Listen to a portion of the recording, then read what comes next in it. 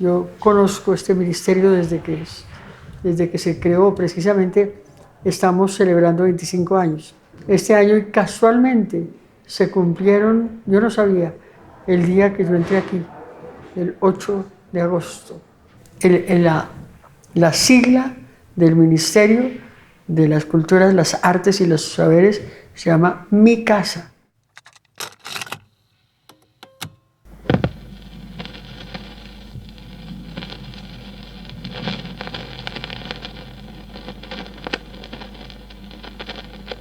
Pues ha sido duro, tengo que reconocerlo, porque toda mi vida se la he dedicado al arte. No voy a dejar de ser artista, pero lo hice porque de todas maneras Colombia no puede seguir como está. Entonces este es el gobierno del cambio.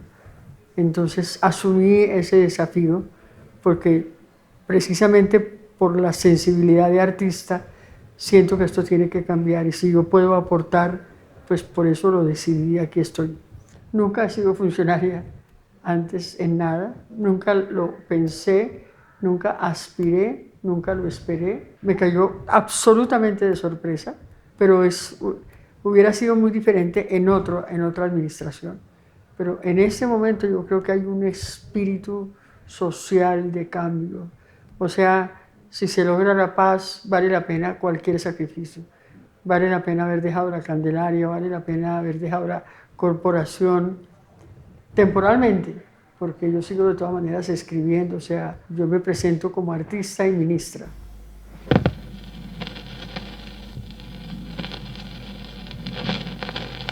Pues ha significado que muchas veces aquí no me abrieron la puerta. Ahora yo la abro para todos y para todas. Ese es el cambio. Aquí todos los días, a toda hora, están llegando los artistas, están haciendo encuentros de la gente de cine, de la gente de diferentes disciplinas.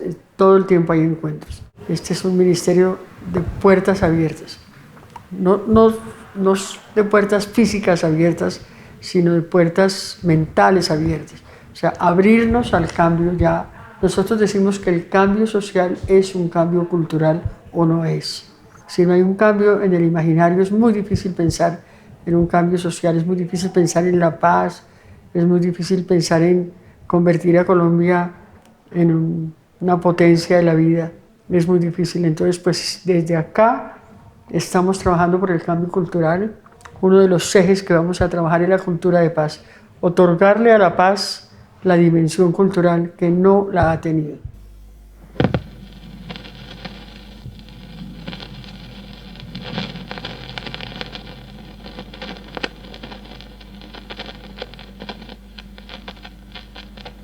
Pues yo creo que estamos muy cerca del veredicto de la Corte Interamericana frente al caso de la Unión Patriótica, pero ya hay un reconocimiento de la responsabilidad del Estado en esto y pues no he conversado con el presidente explícitamente sobre eso. Yo creo que en el caso mío tal vez pesa más mi dedicación sistemática al arte y a la cultura también. Entonces no lo sé, pero por supuesto la Unión Patriótica, los sobrevivientes, las sobrevivientes y este caso están en mi corazón y en mi memoria de manera muy poderosa.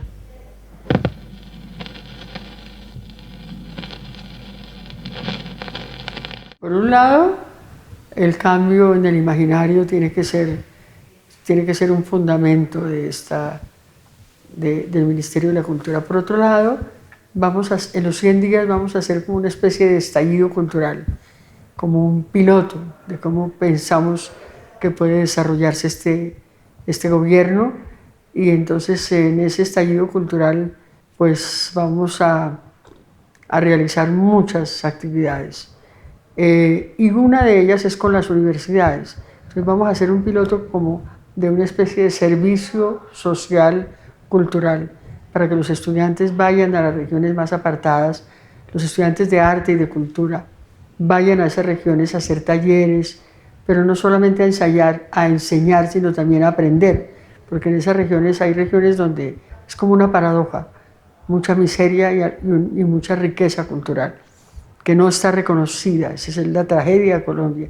No se reconoce Colombia entera, porque no hay un relato de nación con el cual nos podamos identificar, nos podamos mirar de cuerpo entero. Hay relatos fragmentados por la guerra, por el odio, por la violencia, como si nos miráramos en un espejo roto. Entonces hay que remendarlo con oro para volvernos a mirar ahí. Y yo estoy segura, que el relato de nación tiene mucho que ver con la defensa de la vida y con la consecución de la paz completa y duradera. Que si logramos eso, lo logramos todo. Por ejemplo, el relato de la Comisión de la Verdad hace parte del relato de nación, absolutamente.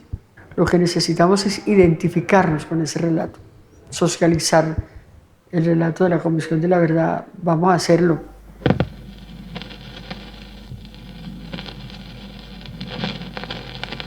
Con la escucha. Esa es una verdad que decía María Teresa, implacable.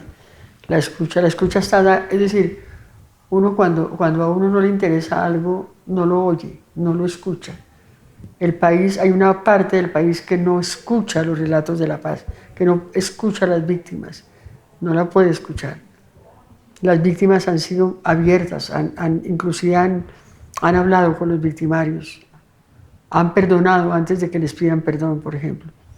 La escucha es algo muy importante, pero no solo la escucha, la práctica de relatar, el relato de nación, un relato polifónico, en todos los lenguajes. Yo siempre he dicho que una paz que no se cante, que no se represente, que no se cuente, se retrasa. Necesitamos que la paz esté en todas las lenguas, en todos los tonos, en toda la polifonía, como la gran orquesta que va a cantar la paz.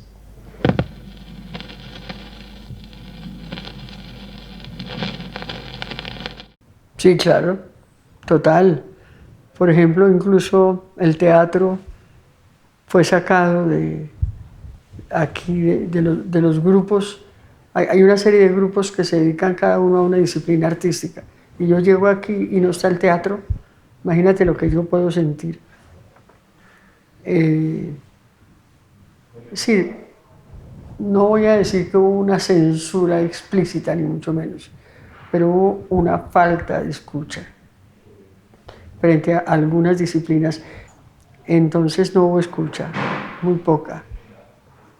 No de manera absoluta, porque hay conquistas ganadas, como las políticas de concertación, hay muchas cosas, pero no se puede comparar. Aquí ante mis ojos he visto, por ejemplo, a veces millones que pasan para algunos proyectos y otros increíbles que no tienen nada.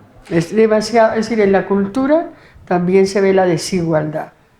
Entonces no se puede hablar de la cultura como una sola cosa. Una cosa es la cultura del empresario, otra cosa es la cultura del artista que trabaja para ese empresario y que no recibe nada o que recibe un mínimo, o la cultura de la guerra y la cultura de la paz.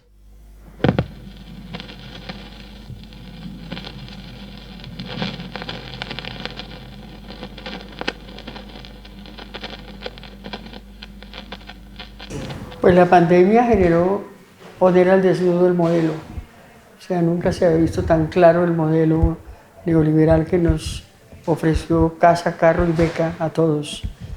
Y no solo no tuvimos ni casa, ni carro, ni beca, sino que la humanidad está en peligro, la naturaleza está en peligro. Es decir, ese modelo hizo agua, la pandemia lo demostró. Se empobreció mucha gente, pero también se enriqueció mucha gente. Los bancos se enriquecieron de manera exponencial. O sea, eso fue obsceno, por no decir otra palabra.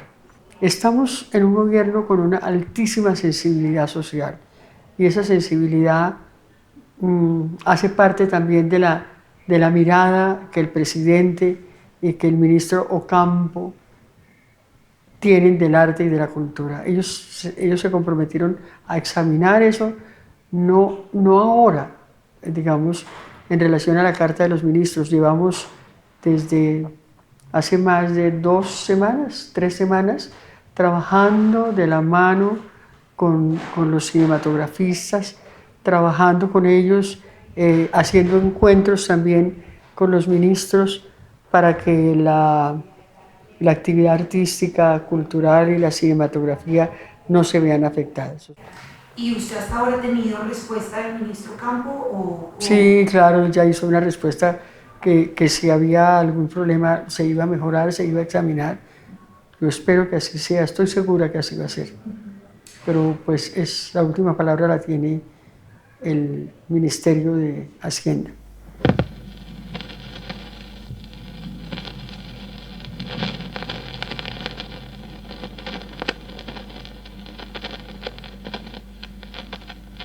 Pues estamos en esas, digamos, queremos cambiar el nombre por un nombre más inclusivo porque Colombia culturalmente es muy diversa, o sea, no se puede hablar de la cultura. Entonces, por eso va a ser Ministerio de las Culturas, las Artes y los saberes ancestrales, los saberes, por una parte. Por otra, sí, la economía naranja tomó una centralidad que no debe tener. O sea, yo creo que el mercado existe, que no vamos a acabar con Cocrea, pero sí vamos a producir reformas. No puede ser que los recursos de la empresa privada, por ejemplo, que participan en Cocrea, se concentren, por un lado, fundamentalmente en los centros urbanos y que no haya una posibilidad igual de importante para los grupos alternativos o para la gente de las regiones más apartadas de Colombia. No llegamos a arrasar, mucha gente cree que yo vengo pues a acabar con... Pero la palabra naranja, digamos, hay unas críticas, vamos a quitar el nombre, pero también cosas del contenido. Porque queremos cambiar y yo creo, vea, el presidente Petro ha hablado con los empresarios, no es acabar con el capitalismo, no es destruir es por el contrario, es hacer un capitalismo más humano en alianza con el Estado, no contra el Estado y no apropiándose del Estado. Es decir, el Estado no puede ser un botín del capital. El Estado no es un botín, es un patrimonio de todos los colombianos y de todas las colombianas.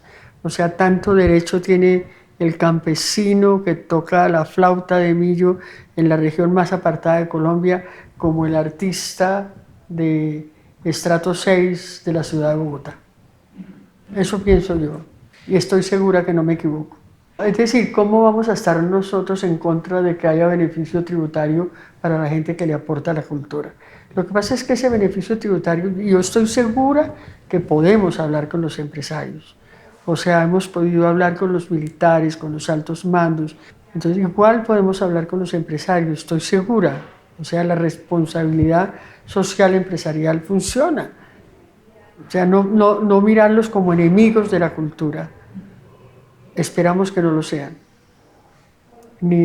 Pero tampoco que el ministerio, que la economía, la llamada economía naranja, que ya no se va a llamar así, ocupe el centro del ministerio. Eso no puede ser. Nada puede ocupar el centro del ministerio.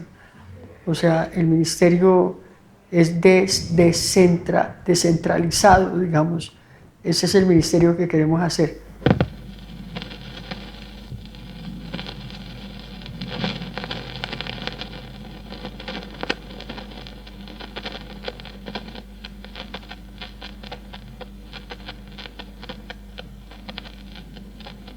La soberanía es otra cosa. O sea, no podemos dejarnos tomar el país, la soberanía alimentaria, la soberanía en todos los órdenes de la vida, sin que eso signifique, por ejemplo, Colombia no tiene una política de relaciones internacionales importante. Somos como si fuéramos una isla en el mundo. Entonces, una política que yo quisiera hacer con el equipo que me acompaña, que son en su mayoría mujeres, es establecer una nueva manera de relacionarse con el mundo a partir de una actitud de, como dice Francia, hasta que la dignidad se haga costumbre, ¿no? desde una dignidad, desde una colombianidad no chauvinista, relacionarnos con el mundo. Uno de los ejes que tenemos se llama Colombia en el planeta, por ejemplo, y quisiéramos trabajar por una juntanza cultural latinoamericana y del Caribe, principalmente, pero eso no quiere decir que no nos vayamos a relacionar con Estados Unidos, con todo el mundo. Con la primera embajada que pidió cita con el Ministerio de Cultura fue la Embajada de Estados Unidos, por ejemplo. Y conversamos, como yo les dije, tratemos de encontrar unas relaciones más equivalentes.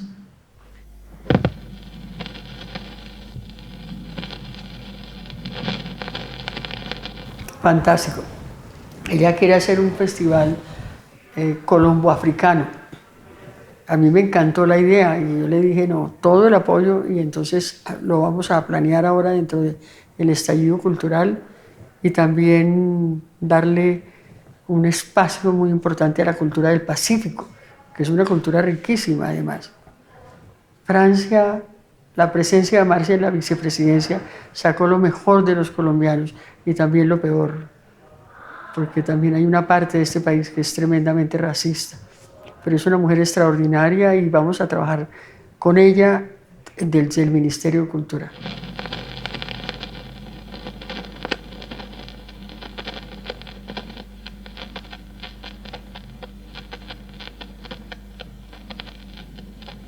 Muchas veces en todos los programas se dice que eso es transversal, el género.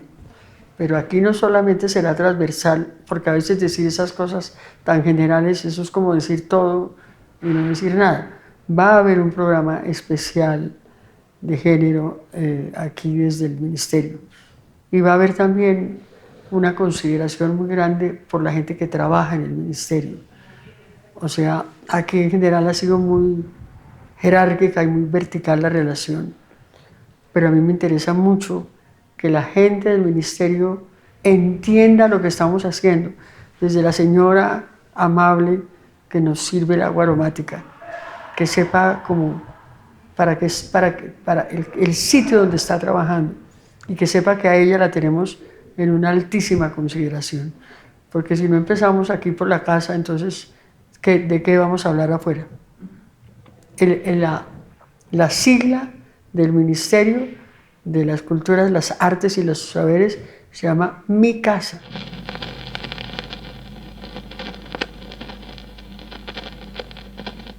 Cambiar. En eso se parece un poco al teatro.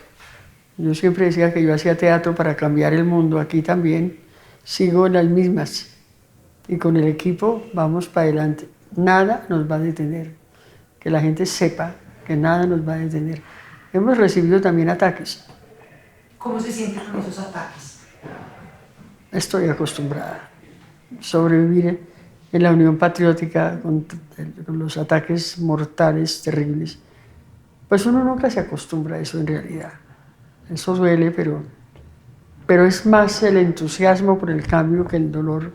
Sí, hay gente que, no sé, que dice bobadas, pero porque todavía no conoce lo que estamos haciendo. O sea, este es un ministerio de la paz.